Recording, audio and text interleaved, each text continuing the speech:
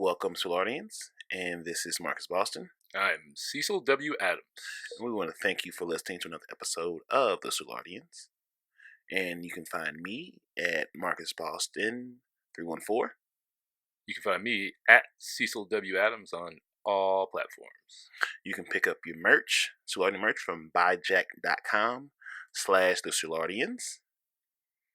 You can also go down and support Colorado Bob Ship of Fools at 3457 Morganford Rd. We would like to thank you and ask you to like, share, comment, and have your friend listen to the Soulardians. And we would like you to enjoy the show. Peace. We act like this a studio, this really just a trap. Welcome, ladies and gentlemen. My name is Cecil W. Adams, doing a solo Soulardians episode. Marcus Boston is doing other stuff, and we had to get this in because it's really a special episode. Part one of this we did with Vegas. She talked about, the funnier, lighter side of being an entertainer. And everything in life, there's two sides of every coin. There's a yin and the yang. There's, the dark and the light side. And she wanted to put out there that it's not all rainbows, puppy dogs, and ice cream. Basically, there is the bad side, the dark side, the not. Basically, what people think about entertainers, all that bad shit that people think that goes on, it goes on. And she wanted to kind of tell that side of it as well. So, ladies and gentlemen, welcome, Vegas. Hello, everyone. Thank you for having me again. I was definitely nervous. I'm not gonna lie. This is gonna be very, very deep, and it's gonna be a lot. So you'll have to walk me through this. Now, what was it you wanted people to know? Before we get into everything, I want to make sure everyone understands that the story I'm telling about myself, it's not for sympathy. It's to explain a different perspectives on different issues that maybe you would never think, or, you probably have people around and you want to, basically a different way to support people that are going through serious problems. And I'm just giving perspective. So it's not for sympathy. Right. And we definitely appreciate it. And so glad to have you on. Thank you. So where would you like to start? Well, do you want to start with how you got into the industry? Yeah, on episode, or the last one that we did, I explained that I was going through a rough time with bills, and I already was in the strip club because I bartended at the strip club. So when I decided to dance, I just went headfirst into it. And that was kind of the first domino in a series of dominoes that kind of led me to where I am at. And there's a lot of good that came from everything. There's also a lot of bad that I had to work through and learn from. Right. And how do you want to get into that? Guess we can start with after I started, or before I even started dancing. I guess I was. Okay. Before I started dancing, whenever I was bartending, I met a guy. Mm-hmm. And there was something that caught my attention with him. He was super funny and goofy, and And I started talking to him, and he showed attraction towards me. And, you know, I never had a super serious boyfriend to that point. And whenever we started talking, it was a gradual thing until we started seriously dating. And everything was, you know, light and fun and carefree. And then Typical new relationship stuff. typical new relationship, nothing crazy or different.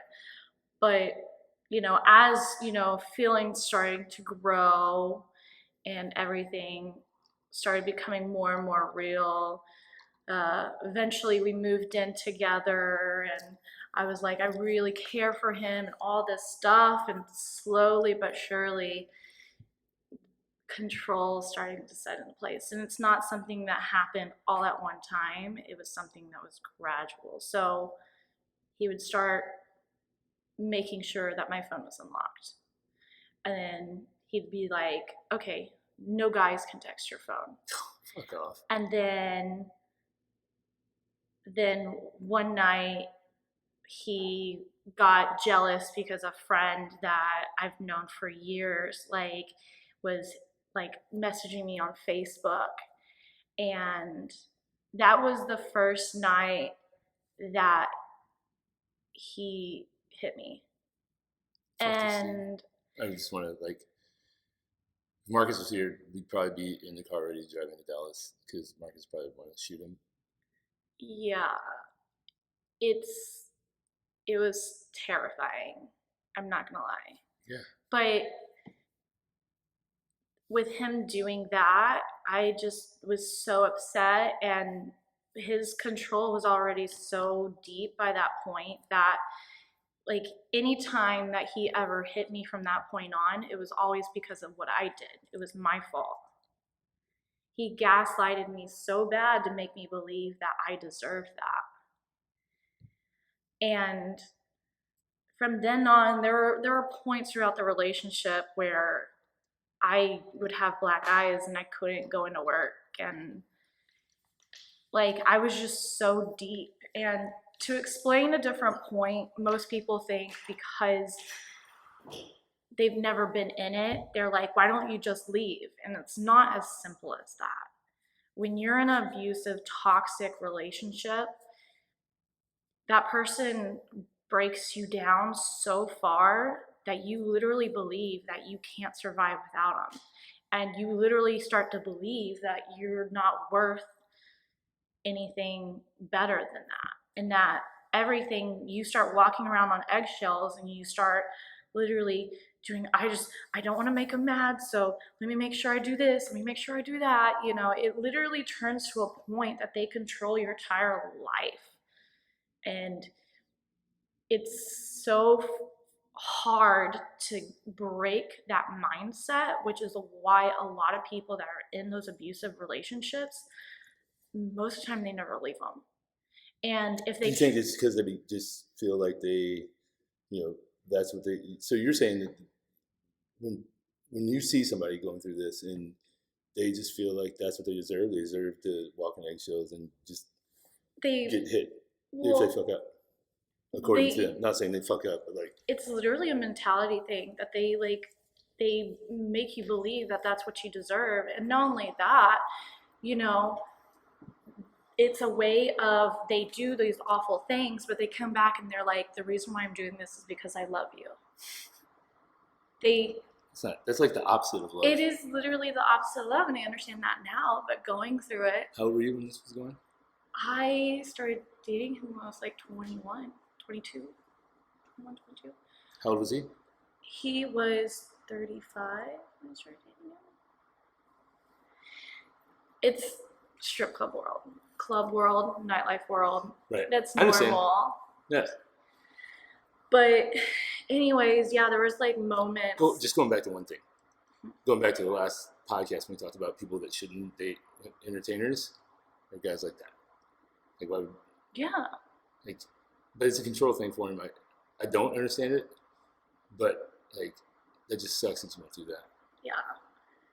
It was, well, and especially him being the figure that he was in the nightlife industry in Dallas. He knew everyone. So I almost got it in my head that if I tried to get out of it, or I tried to, you know, like put myself in a safer place, he knows everybody. I would get fired from anywhere I tried to work at. I would, you know, like, he would completely ruin my reputation to be able to work anywhere throughout Dallas. And So, it was, so in your mind, I was trapped. Yeah, in your mind, yeah. You were trapped from his, I don't want to call it curse, but his like controlling of you made you feel like you couldn't get out. 100%. And then with who he was, I definitely feel like I couldn't get out. Who he thought he was. Yeah. Honestly, fuck that dude. Like, I hate him already. Trust me, I know. But yeah, like, and this went on for almost 5 years, and Wow. and I just was stuck in it. And until you have, and I'll explain exactly what happened, until you have almost like this switch that happens, and it's just instantaneously, whenever you have it, just shut off, you're done.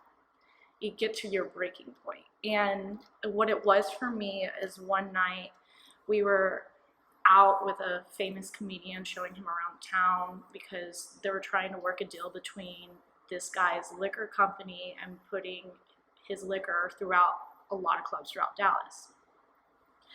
And so we were out having a good time, and everything was great, and we started drinking a little bit heavier, and you know, I was like, oh, it's okay. At the end of the night, the clubs closed at like 2 o'clock, and 2 a.m. Yeah, 2 a.m. And we walk outside because he was like, I'm ready to go. And I was having such a good time that night, especially this comedian is one of my favorite comedians.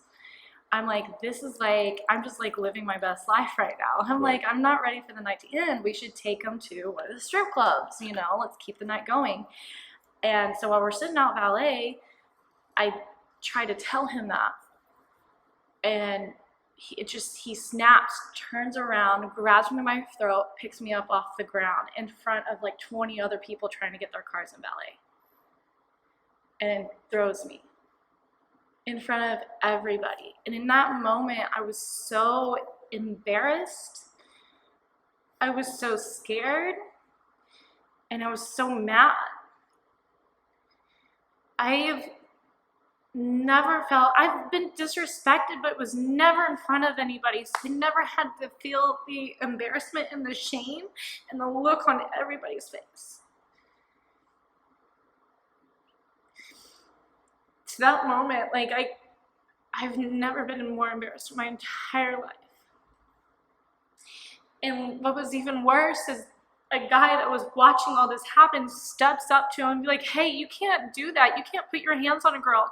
He turns around, one hit knocks him down, the guy blacks out. And instead, because of who he was, valet just goes up to him and be like, hey, you can't do that. Like, we're not going to call the cops on you because we know who you are, but we're going to walk you over here. Not even worried about me.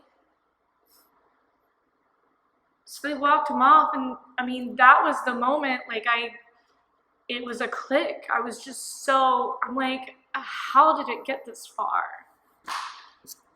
And it's one of those things where it's like it's almost like it all hit you at once. It did. Like, holy fuck, I'm stronger than this. Like, Jesus Christ. Like, what the fuck? And that was your moment of clarity. That was it. It was the moment that switched in my brain. I'm like, I'm not doing this anymore. I know I don't deserve this. Right. And that night, I went back to the house. I literally was grabbing his shit and throwing it out the front door, and he tried to come back, and I called the cops. I'm like, he's not allowed to be in my house. And we broke up, and he's probably one of those pussies that you paid all the bills and did all the fucking I supported him and his 2 sons. Yeah, fuck this dude. And with all the years that I danced whenever I was with him, I didn't have $1 saved up because it all went to him and his sons. He had a job, but Right. know, All the booger sugar. all the fucking booger sugar. Like, What a fucking piece of shit.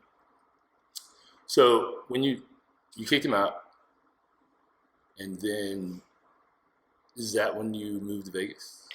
so I broke up with him, I would say, around October of 2016. And then during that transition, I felt like I was in the middle of this like tornado that was going all around me, and I had to emotionally deal with everything. And instead of me doing that, I would just go out and forget about it and just hang out with like my one friend that I had during my entire relationship, the one person I had. And so I knew though, whenever I broke up with him, because of how he threatened me before with me not being able to get a job, that I was going to need to leave Dallas, and I didn't know where I was going to go. I was just like, I don't know where I'm going, but I know I just can't stay here. So whenever we broke up, I started trying to, get in touch with people that I'd known that I just never became friends with because he wouldn't let me have friends. And Let you have friends. well, yeah. Right. No, it's a control thing. Yeah, good. And so one of these people that I got in touch with, her name I'm going to say is ML. Okay. Her and I started like hanging out a little bit. We would like go out to like places in Dallas, have nice dinners, and she'd be having all of this, her Mercedes or fur, like all this stuff. And I'm like, damn, like she's got it good. I don't know what she's doing, but she's like so happy. She's living her best life. And I'm like, I want to be there. I want to be in that place. And so I started hanging around her more and more. And one night we went out, had a great time. And that morning, whenever we're still drunk, she's like, you know what we should do? Let's go to LA for New Year's. Fuck it, let's just do it. We bought our plane tickets, flew to LA like a couple hours later. Like, that's awesome. I know. We got a table at One Oak. What's One Oak? One Oak is it's like a hip hop club out in LA. And we got like, her and all of her friends that she knew were there, and we got so many fucking bottles. It was ridiculous, but we had the best time. It was just so spontaneous and fun that I wasn't questioning her friendship, because I'm like, I was just happy to be there and be around it and having a good time, and having friends that I didn't have to worry about. Like, so after that, a week later, she's like, well, you made it pretty clear you want to get out of Dallas. So why don't you just move to Vegas? I have a high rise right on the strip. Like, I have an extra room. Move out here. Fuck it. I was like ready at that point to get out of Dallas. So it was like, okay, well, fine. I'm going to do it. I'm just going to fucking go. And so a week later, I moved all my shit out to Vegas. And whenever I did, she started introducing me to, her close-knit friends. The ones that her very inner circle. And one of these people, I'm just going to say his name. I really don't fucking care, because he doesn't deserve protection. His name was Yosef, aka Yo. Whenever I met him, she started explaining to me how she got this brand new Mercedes, all these furs, all these bags, this high rise, all this stuff. So the truth's coming out. The truth is coming out after I'm already there. Right. And she's like, well, this is what I do, is I work, I dance at this club, and all this money that I'm making, he's investing for me. This is Yosef. Yosef. Yosef is investing her money for her. Yeah. Yeah. Okay. So that's like, and mind you, I'm naive. I've never been in the fucking business world. I don't know how shit works. Right. Like, so I'm sitting here, I'm like, this is really fucking cool. Like, and I want to go and do something. I want to be something one day. I want to have nice things because I fucking worked hard for them. Right. And I'm like, I have the ability to have my own business and everything else. And with her sales pitch and his sales pitch, I bought into it. I was like, this is fucking sick. Okay, like, I'm down. Let's go. Yeah. And at first it started like, okay, well, this is like just going to work 5 times a week. This is going to work to at Sapphire. To entertain. Yes, to okay. dance. So it'd start out going 5 days a week. The 2 days that we'd have off, we would go shopping, we'd go to nightclubs, we would, And you're giving him your money you're making to invest. To invest. Air quotes, invest. Yeah. Okay. And I'm like, I didn't question it just because I saw what she had. I was like, okay, like, she has all this, like, I know I can get that and then so much more, and I'm gonna have property, I'm gonna have like whatever the fuck I wanted. And eventually those 5 days turned into 6 days, 12-hour days. And Jesus. And that's a lot. That's hard on your body. Yeah. Like, you're squatting all day for 12 hours a day. Yeah. You're squatting all the time, 12 hours a day. Yeah. And you don't have a social life outside of it because you're working so much. So either you're sleeping or you're working. There's no in between. Mm-hmm. But I started receiving the bags and all these like nice things. So I'm like, okay, well, it's working. It's working. Whatever it is, it's working. Mm-hmm. But like, I'm just a typical girl. But you don't know this whole time what your money is doing. Yeah, no, he's just collecting all of it and saving all of it. I know. I'm a fucking asshole. I know. And like, me working so much, like, there was a couple of months that I didn't even get a single day off. And he would be the one that'd be like, no, you need to go in. And in his eyes, or how he explained it, he's like, I'm going to push you. I'm going to like motivate you to like work, but it really was just the same shit I was doing previously, like with control. It was the same fucking thing, it was not different at all. Like, I was working so much. There would be times I would get so sick. Like, I had like an upper respiratory infection that I was out an entire week and a half. Like, and then I had to make that up because if you take a day off, you got to make it up. With the club or with Yosef? With Yosef. So if you didn't make what he expects you to make, you got to go in earlier to work that day, and you got to make it up. So basically, if you only make $1,000 and he's expecting you to make $1,500, you need to make up that $500 the next day. So you need to make, instead of $1,500, you need to make $2,000. So it was like rollover. Mm-hmm. And it was. So is this? So he was basically. He was being a pimp. Oh, that's 100% what he is. He just makes it seem like completely different because he doesn't word it. It's how he words things. He makes it seem like he's not a pimp, but he's a pimp. Okay.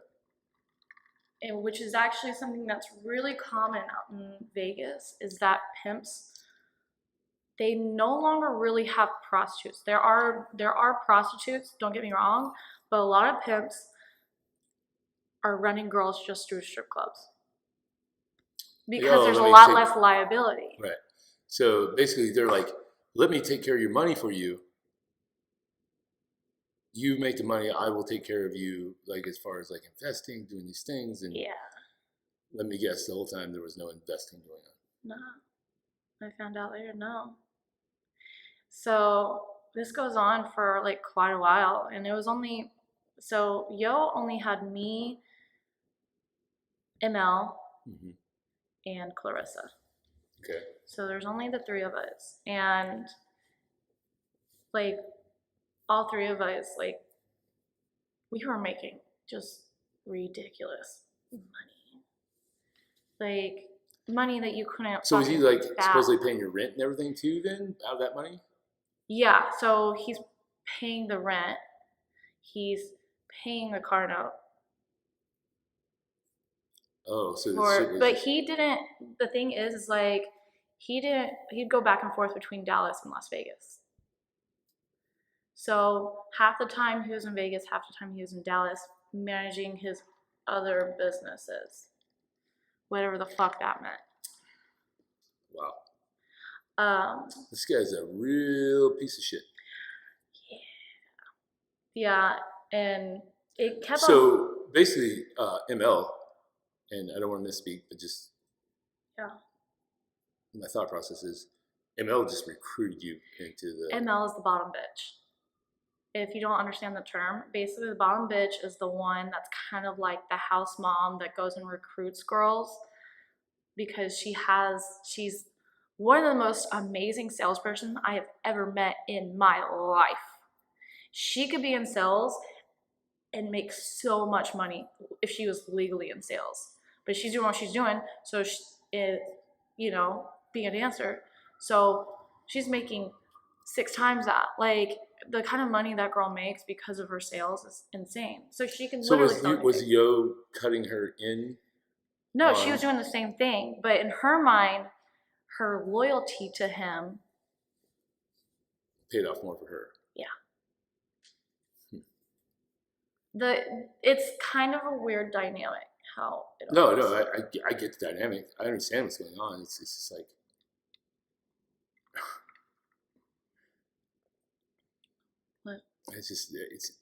It's a crazy world. It really is. It is. And the thing is, if he, in my head, I'm like, well, if he were in it legit, he'd probably make way more money than what he was doing. Like if there was somebody that did that, I'm not saying launder the money, but I'm saying like actually took care of him in the sense that, hey, you made $2,000, give me $500, I'm going to invest it. Here's where your money's going. Yeah. But nope, this guy's just popping it all, spinning on him, and acting like a fucking pimp. Yeah. Anyway, keep rolling. Sorry. But, further down the line, closer to the end of the year, me and him just started fighting because I just started getting to a point where I was really tired. I'm like, okay, well, I need to see some more proof of the pudding. I need to see, what's going on. And throughout the process, I tried to record as much as I could of the money that I was making. Mm-hmm. Just so whenever he, presents up to me everything that I was making to that point, I would be like, well, this is how much I have recorded. So, I guess record keeping in a very terrible fucking way. But when you're in that mindset, even being in the bar game like I am, it's to me, it's like, yeah, I spent this, but I can work this shift tomorrow and I'll make such and such. So for you, you're like, it's cool. I don't have to keep that close track on it because I can work another day and make another $2,000 on a fucking Tuesday. Yeah. Right. So I understand where you're coming from. That's one thing I'm learning right now, being where I'm at Colorado Bob Ship Fools at 3457 Morganford Rd. I'm really trying to expand my financial knowledge. Mm-hmm. And I'm learning that I've pissed away a fuck ton of money. Yeah. Not as much as you. I know. Yeah. But I've pissed away a lot of money on stuff that, like, because I could, buy this and if I work this shift, there's that shift. Well, what was the term that you were using last night? Return on investment. ROI. That, whenever like I understood finally, whenever you explained it to me, I'm like, holy shit. Right. And that's one thing that I've really learned from my friend / real estate investor, Jeff. That's all he's about is ROI. What's your ROI going to be? Yeah. And I don't want to get too far off the path of where we're at, but ROI is everything. And that's where my mind goes now with everything I do at the bar. It's like, okay, I can spend this money, but what's the ROI? Yeah. And, looking at, I could be focused on all the money that I didn't have an ROI on. Yeah. Or I can be like, okay, I learned it when I needed to. Yeah. It finally came to me what ROI really is. And I can't be focused on the past. Yeah. I can't be focused on the money I pissed away. So this is why I'm really glad that, like, for you, you understand, like, fuck, I fucked that up, but I learned that you can't trust everyone. Oh, trust me. I think, like, I was already, like, a loner, but I'm, like, even more so very selective with who I have around me, who are bringing close to me now. Because of all the scars, though. Yeah, and that's not, like, I'm not proud that I have scars, and I want to be open, but I'm like, why am I going to bring somebody in if they're not going to be If there's not going to be ROI on their friendship. ROI on their fucking friendship. Ain't that the truth, though? Yeah. Like, that's the truth. And then, especially this summer, I'm so invested in where am I going and who's going in the same direction. Correct. If you're not, then all I'm the rest of them backing up. they fall by the wayside. Oh, 100%. People will fall by the wayside, and you, like we talked about before, I'm not going to put them completely out of my life, but I'll light a candle so in the darkness they can see a light to come to. Yeah. Like in the book Who Moved My Cheese, when he went back, he went back one time. Yeah. It was, I can't remember if it was him or Ha. I think it was Ha that went, and then Ha went back for him one time, but he left notes and basically like a breadcrumb trail for him to follow. Exactly. And that's, in life, to me, I'm learning every day that I can't bring anybody up with me. I know when you're down low. Yeah. I'm not even low, but when you're, let's just say, you're on the other side of the fence of where you're trying to get to. Yeah. And you always say that, when I come up, I'm bringing everybody with me. You learn real quick that's not the way the fuck it goes. No, it's not. Because you see things, you see how hard you're working, and you see how hard the people that you want to bring up with you. Yeah. I'm not dragging anybody with me. I don't need dead weight. Yeah. I want somebody, hey, if you're providing something, if you're providing for the tribe, then you're more than welcome to come along. But if you're just going to depend on the tribe and not provide anything, hunter-gatherer situation, like the hunters are out doing, you got to bring something to the table. And for me, now, I've been called a fucking sellout, I've been called lucky, I've been called all this shit that honestly, I don't even hear it. Yeah. But I still hear it. But it's not, I don't take it to heart, I don't let it debilitate me. Yeah. And that's what, is so amazing about your story is that you didn't let the shit that happened to you in the past debilitate you. You're still moving forward. Yeah. And like we always say, always forward. Yeah, 100%. So let's get back to it. Okay. So, when did you finally get away from Joseph? So me and Yosef started fighting towards the end of the year because, like I said, I was needing to see some proof to the pudding because I was providing all the where's pudding. my money? Yeah, exactly. At the end of the day, where the fuck is my money? 100%. And I was just like, towards the beginning of December. By the way, I had one friend that was out in Las Vegas, Annalise. She has always been in the background. She kind of knew what was going on. She was kind of Did the she one. know before you knew what was going on? Yeah, because they tried to recruit her and she wasn't having it. Right. But she knew whenever I got into it, she started getting to know me, and you'll find out why she is my guardian angel in all of this. Okay. So, like in December, whenever one day I was just like, I'm done. I'm fucking tired. I don't want to work. Like, I've been working so much and I've been making so much money. There's no reason why. Where I'm the fuck exhausted, is my money? Where's my money? And I'm fucking exhausted. Like, if I want to sleep all night because I'm so worn down because I need to, then I should be able to do that with how much I was making. So. But you're in a state of mind that you think that this guy is providing the money that you're giving this to him to provide for, to make. I get it, and I understand.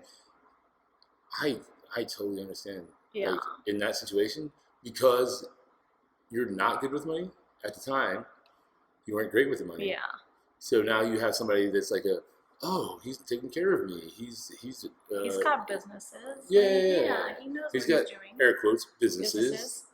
Yeah. So the one night that I was just like, I just don't want to go in. I'm just done. Like, I'm done doing this. He sent over a friend who came in, took my key, and he said, you got an hour to get your shit and get the fuck out. So I was loading my shit up, and I called my friend Annalise. I'm like, this is what's happening. She's like, okay, I knew this was coming. I'm going to come and drop my car off. So she brought her car over, dropped it off, and I loaded up her car, and luckily she had a spare bedroom, like, in her fucking house. Like, everything, she just literally was like, stay here, you continue to work, at Sapphire, and, I'll only charge you this much a month whenever you get on your feet. Like, I got you, you're good. If it wasn't for her, I don't know what would have fucking happened to me, because most girls don't have that. Most girls, whenever they're pimps, like, they either, heaven forbid, end up in a fucking ditch somewhere, or they are just kicked out in the cold and they have nowhere to fucking go, and luckily I had that. I had somebody, which is not normal. Annalise. Annalise, you are a saint. 100%. And so after that, I was continuing to work at Sapphire, and I would say a week or two after I left, I tried to come in and clock into work, and they had a note on my file that they said that they couldn't let me clock in, that I need to speak to a manager. And so I tried to speak to this manager, and I don't want to reference his name because he's too connected. But basically, he said, well, this customer said that you went to his hotel room at the Cosmopolitan and robbed him, which never fucking happened. Lie. It was a big old lie. So I'm not stupid. I know this manager's background. Yosef paid him to fire me. which happens all the fucking time, especially with this manager. He's so connected with the pimp world that he's the one. So he's getting paid by the pimps. Oh, 100%. To fire girls, to put their girls on like big time customers, because he's getting cut off of it. Right. So when that all happened, I was so like frustrated, and so I had to find another club to work at that I wasn't as comfortable at, you know, and which is funny, as of something that came full circle to me maybe like a week ago, that this manager was fired because the GM kept hearing rumors. So they went through his phone and found all the evidence of everything that he was doing. Wow. If that's not full circle, I don't know what is. They went through his, was it like a company phone? No, it was his personal cell phone. How could? So all the evidence of these pimps and collecting money from these girls and everything, oh yeah, it was all right there. So that's gotta make you feel amazing. Oh. It makes me feel good because I'm like, okay, well now he's not going to do that to anybody else. That's amazing. 100%. Because what he did to me, like, debilitated me so much, and like I was already going through like a hard point, and it's just like, what are you getting out of this, really? Okay, some money, so your greediness is worth affecting somebody's life so much. He sounds like a big old piece of shit. Oh, 100%. That's the Vegas manager world out there, unfortunately. Yeah. But anyways, it still doesn't justify his actions. Like, you can't. Yeah. I mean, he got what was coming to him. Yeah. And he may get what's coming to him someday. Like, it may be something else. Yeah. Which is going to be even worse because you reap what you sow. 100%. And if you're sowing the fact that you're firing girls because they didn't want to fucking work 12 hours a day, 7 days a week, and for their pimp who has them like twisted up, thinking that they're making them money, this is mind blowing me. Yeah. Fucking mind blowing. Well, because the girls aren't making their money; they're making their pimp's money. Yeah, 100%. Like, I'm just like, fuck off. Yeah, it's fucked up. But anyways, you know, with all of that, whenever I was in a state of like reflection upon all of it, and I was like trying to move past, whenever I went back to my bookkeeping, in a sense, from what I know, within, was it 10.5, almost 11 months of me being in that situation, I probably made $250,000, and I got none of it.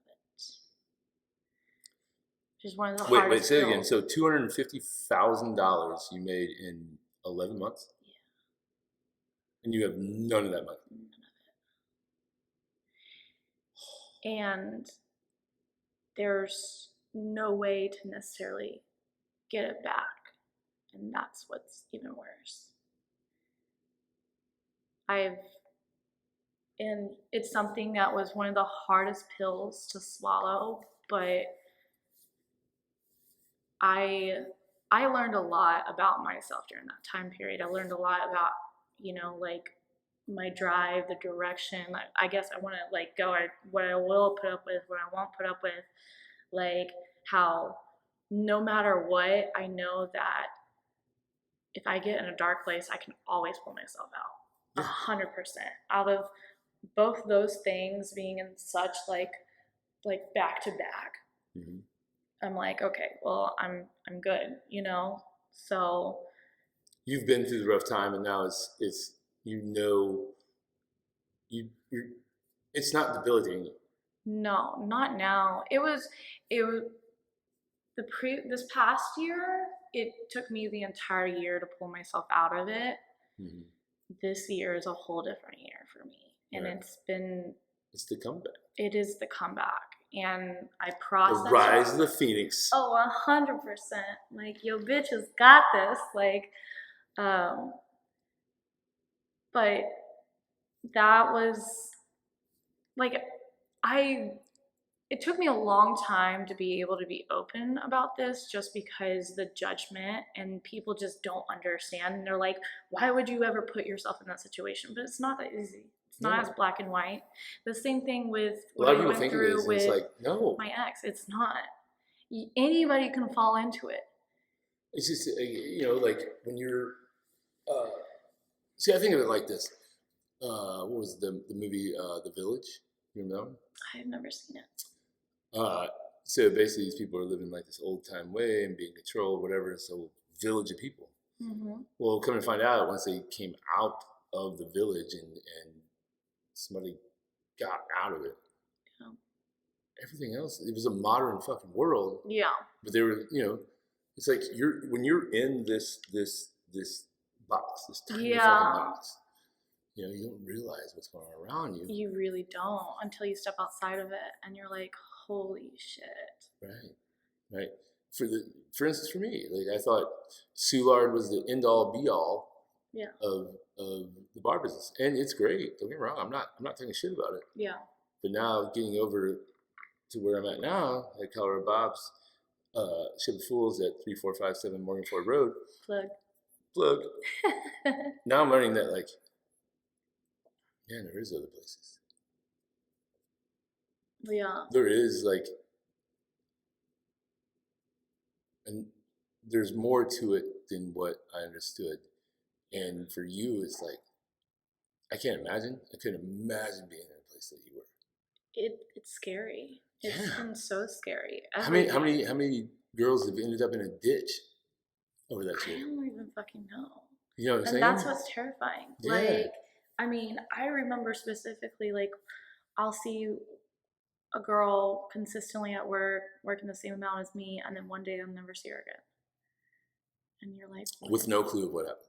No clue what happened. Which is crazy. Yeah, it's insane. Right? So, go ahead. But just with all of that, like, I don't know, I think nowadays, like, I've seen the dark side, but like, I am so happy where I am in life. I'm surrounded by amazing people, and like, I struggle with all that stuff all the time, but I don't. You lived it, but you don't focus on it. I don't focus on it, and I try not to hold my experiences against people. That's gonna be really hard. It is really hard, because a lot of times, like, let's say if, like, I'm talking to somebody and I get in an argument, like, from what I've been through, I kind of just want to shut down, because I'm just like, I just don't want to go there again. Like, it's almost like reliving that shit, and I'm just like, shut down. And I have to, like, break myself a lot of that. But I think... Oh, it's the scars? It's the scars. I think I've done pretty fucking good now. Yeah. I think I'm doing all right. That's good. Yeah. But something I do, like, want to bring up is that, like, whenever I said it's something really easy to fall into, I do have a couple, like, facts that I do want to bring up. Okay. As far as abusive type relationships, 1 out of every 3 women experience rape, physical violence, or stalking by a partner in their lifetime. 1 out of 3. 1 out of 3. And 1 out of 4 men experience the same in their lifetime. That's such a huge number. Yeah. That's insane. Scary. It is. It's terrifying. It's terrifying to think, like, 1 in 3 women that you know have been through that. Especially, like, I mean, I know myself, but it's something that's so closeted and people aren't comfortable with opening up about that you never would know. It's the shadows. It's the shame. It's the shame. It's the shadows that nobody knows about. Nobody will know about, because a lot of times they're so scared to talk. Oh, 100%. Because of the fact that they are dealing with this internal thing of like, oh, I better have dinner on the table. I don't want to make him mad, or vice versa. Or I need to be home by this time. If I'm not home by this time, she's gonna be so fucking mad. Yeah. You know, it's both both genders. It's not it's not just men. It's not just women. It's 100%. and even you go into say like homosexual relationships. Yeah. The shit goes on there too. Oh, 100%. And it's so frustrating to me because of the fact that like people still think that way. Yeah. They still will use physical violence. Yeah. Or mental. Yeah. I guess we call it violence. Mental abuse. Mental abuse to control people. And it's like 100%. why are we still? We were trying to evolve as a race, as a human race. We are evolving. It's 2019, and men still hit women. Women still fucking berate men. Men berate other men during relationships. Women berate other women during relationships with, and it's like fuck off. Like, how is this okay? Yeah. I don't know about you, but whenever I get mad, I cry. I'm turned into the biggest baby because I'm just like, I'm so frustrated. I'll just sit there in tears. And whenever I get mad, I don't say things to hurt somebody. Right. If I can even get a word out outside of crying. Right. But I think one of the hardest things that I have tried to discipline myself to do is to not get mad when somebody's berating me. Yeah. I try not to get mad. It goes to a place of sorrow for me where I feel sorry for them that they feel like that's what they need to do. Yeah. You know, because if I'm not trying to be the example by not doing that. Yeah. If I, just. Because clearly they're wanting a reaction, so you're not Right. giving them that. Yeah. Right.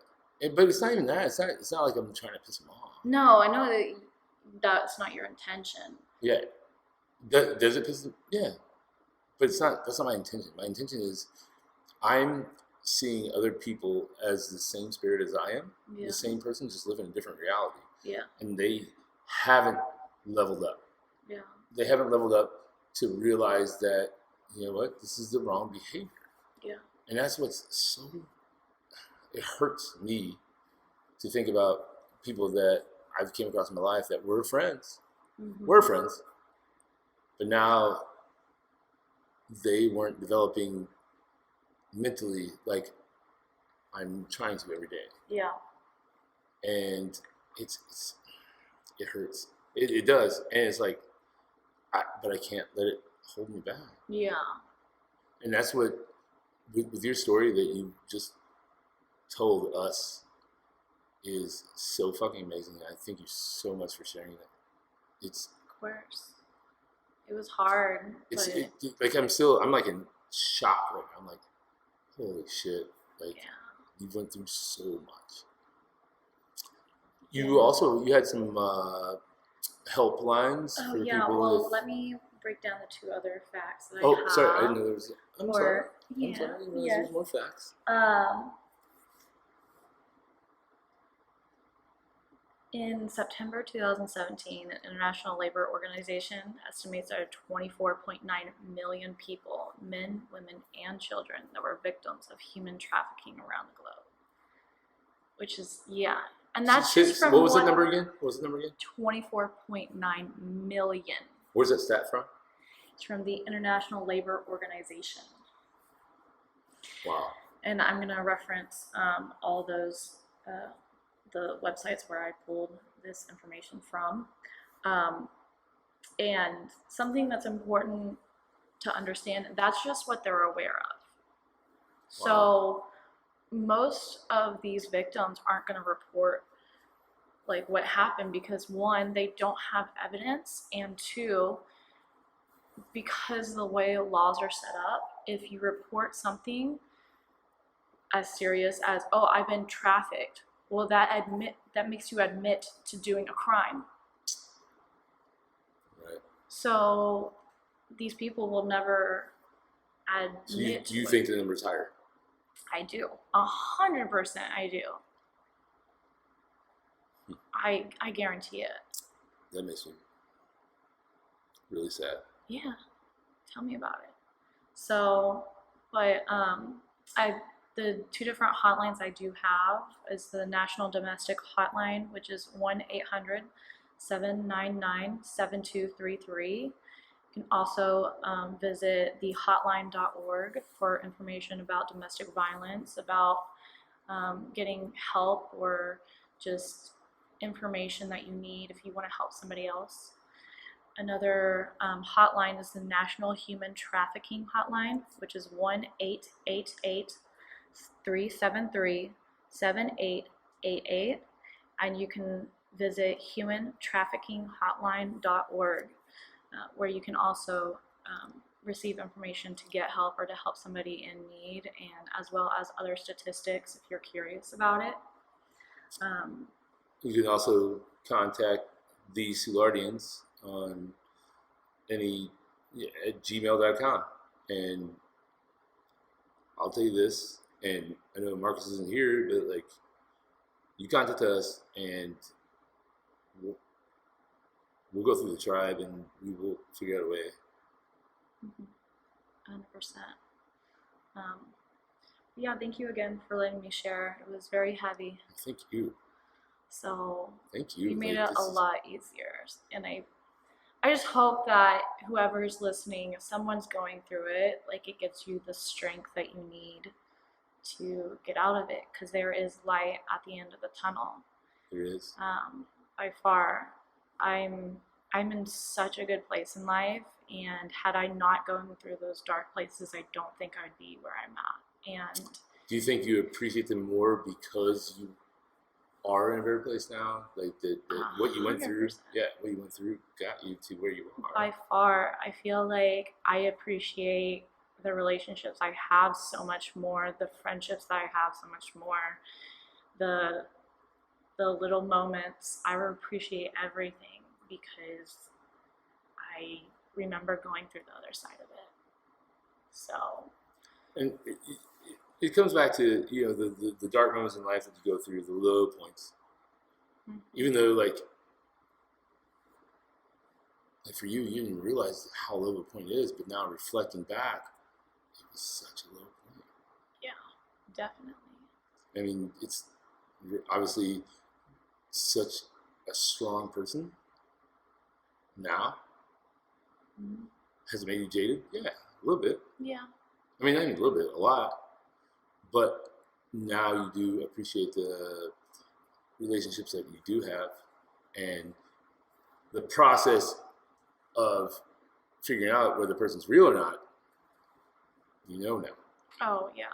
I think I can read people like a lot better, their intentions and everything. So whenever I'm around somebody that's genuine, it's almost easier for me to open up because I'm like, I know this person's real. You're genuine. Cool. I can talk to you. Yeah, 100%. And I feel like for most women, that's the hardest thing to do. Yeah. We got so many fucking blowhards that are like, oh, baby, I'll give you this, I'll give you that, just blah, blah, blah, blah. It's all fucking bullshit. Mm-hmm. Guys, stop fucking giving women lines. At the end of the day, they're going to know. They will know within the first 5 minutes of talking to you whether you stand a chance or not. And that's what's funny to me. It's, like, it's funny because I'm not, like, I've never been a ladies' man because I'm the tall, goofy kid from Southern Illinois. But it's like, I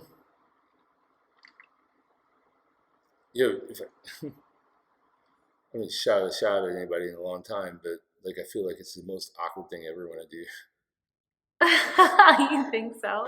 Yeah, dude, because I'm just, you put me behind a bar, I'm like, You got that Hey, je ne sais hey. quoi, the swag. Right. When you be on the other side of the bar, I'm all like, like a little puppy dog. I like turtles. I And just like like run off like if a woman was to talk to me now, I'd be like, I don't know what to do. I'm just gonna run away.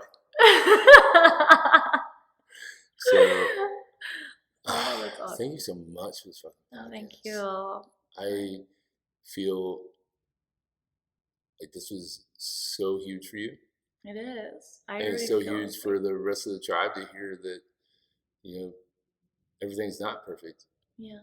And for you to like voice that and put it out there and like, hey, there's some shit I want to get off my chest, and you fucking did it. Mm-hmm. And you are one of my favorite people for just being as strong as you are, to like not let what happened in the past dictate your future. Oh yeah, definitely. I feel like a huge weight was lifted off my shoulders, so it feels good to just talk about stuff, right? Just venting sometimes. Yeah. And that was my first time I've actually talked about it, to be honest. Thank you so much. No, thank you. No, thank you. So, I am Cecil W. Adams, and I'm at Cecil W. Adams on all platforms. Vegas is Vegas. Y'all don't get to know her platforms. So, thank you guys so much for tuning in. And until next time, we are the Soulardians. And peace. Are you not entertained? Are you not entertained? Is this not why you are here?